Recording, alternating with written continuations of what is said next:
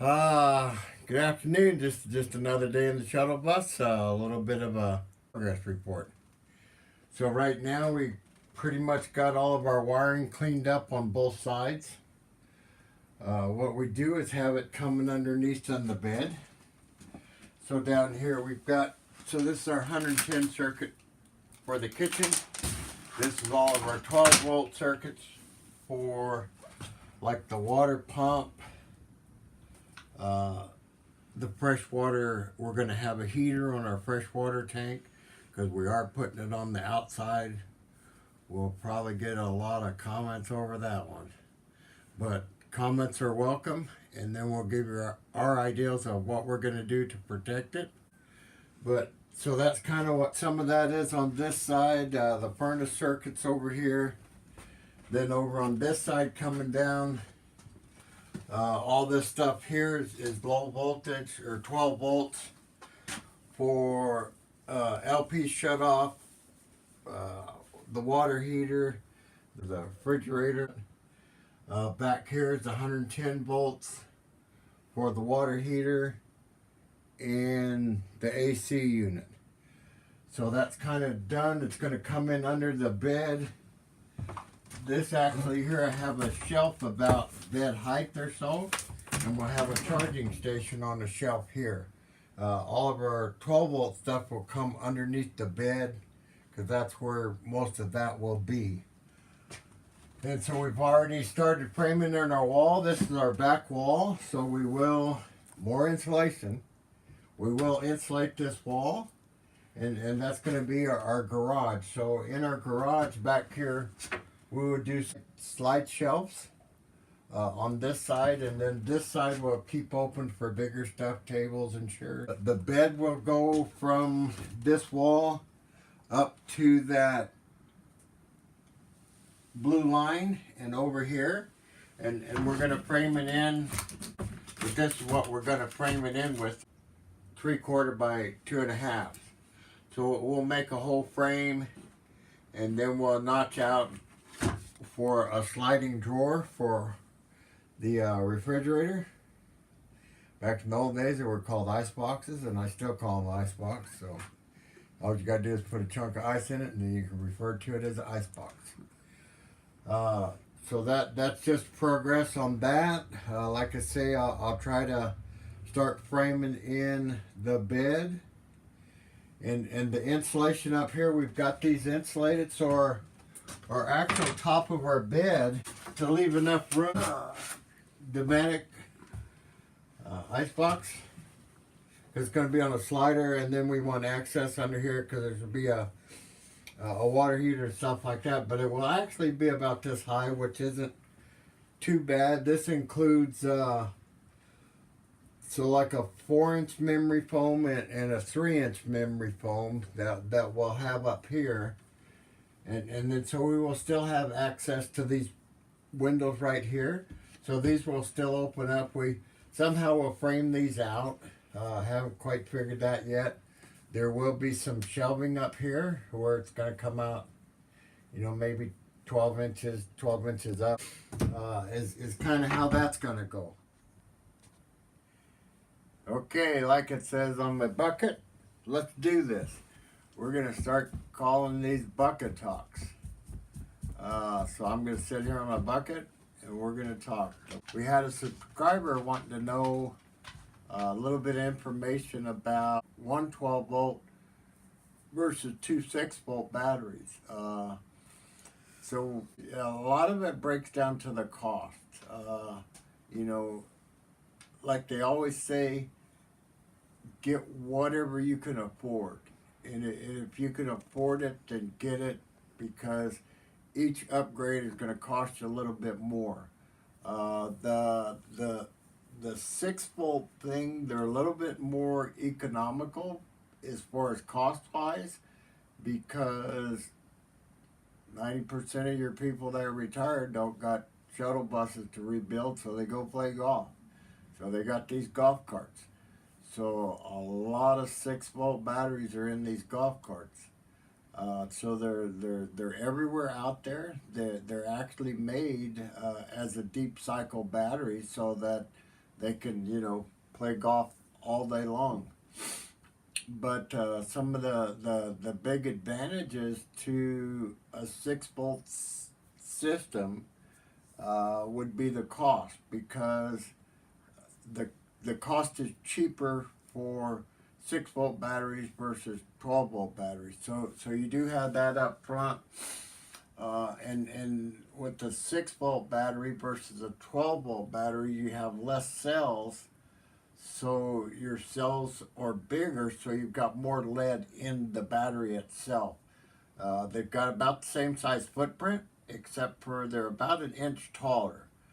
So you need two 6 volt to get a 12 volt.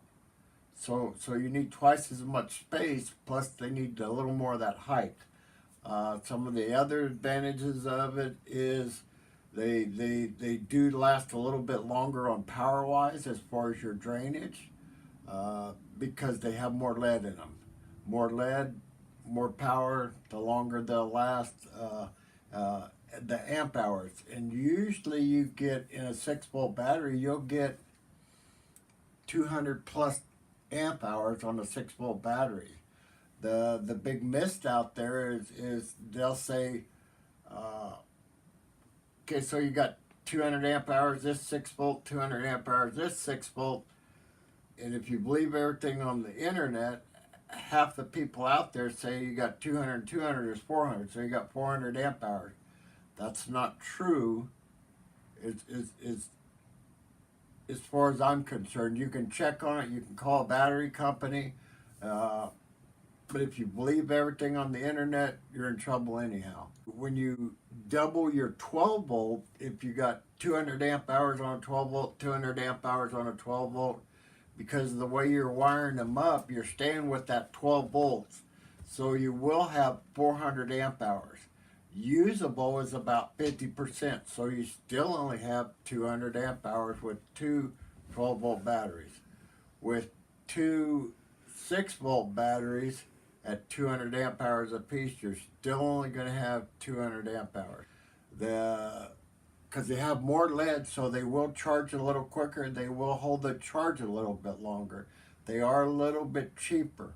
So if you're going to go that route, then that's fine. Then go that route. It's going to be a little bit more costly up front, because you have to rewire everything. But it's just one of those things. In the long run, it would be better off if you could afford AGM batteries and go with a couple of 12 volt AGM batteries, which are about double the cost. The same thing with your batteries. If you're doing them inside, you do have to have a fresh air for your batteries, your lead acid batteries, because they will off gas. Because as you're charging your batteries, your acid is going to get hot. It'll start bubbling or putting off gas. It will evaporate some of the acid in it. That's why you got to kind of keep checking them, maintaining them. Versus the AGM, it's a sealed system, so you don't have to worry about off gassing. And all your batteries would rather be inside in a heated spot versus outside in a colder spot where the climate isn't controlled. But any of your lead acid batteries, whether they're 6 volt, 12 volt, or if you make a 24 volt system, if it's lead acid, then you do have to supply some kind of ventilation. With the AGM, you don't have to worry about that. You can stand them on their head if you want to, and they won't leak. The same with the lithium. You can mount them any way you want to. They don't off gas. So just be prepared on your lead acid batteries. You do have to have them in a sealed compartment, because you don't want to breathe this off gas, and have it to where it does vent to the outside. So that way all your animals are happy, your wife's happy, you're happy, because you're not breathing any kind of nasty gases. One of the things, like a lot of things, break down to cost. You know, what can you afford at that present time? You can always upgrade. So, and just a little reminder on your lead acid batteries, AGM batteries. They recommend that you only draw them down 50%. That'll prolong the life of your battery. So just don't harm your batteries. They cost a lot. So if you got 200 amp hours, you can only draw them down 100 amp hours without damaging your batteries. The only ones you can draw down farther, they say up to 100%, is the lithium. So be careful with your batteries. They cost you a lot of money. Bye. You got the money to go AGM 12 volt, then do it versus 2 6 volt. In the long run, you're going to be more cost efficient going with the AGM. And then most of your controllers are set up for AGM batteries, so they will take over lithium, charging the lithium. So it's just one of those things. Do your homework. You know, there's it don't hurt nothing to go by a batteries place and just go in and talk to the guy.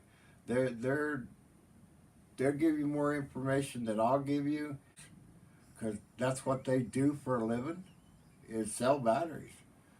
They'll give you all the information you want. Go in there with questions, and so you're not going in there kind of lost or half cocked. You're going in there with your questions and saying, I've got 5 questions, give me 5 answers, and they'll explain it to you, and that way you're getting the for sure thing.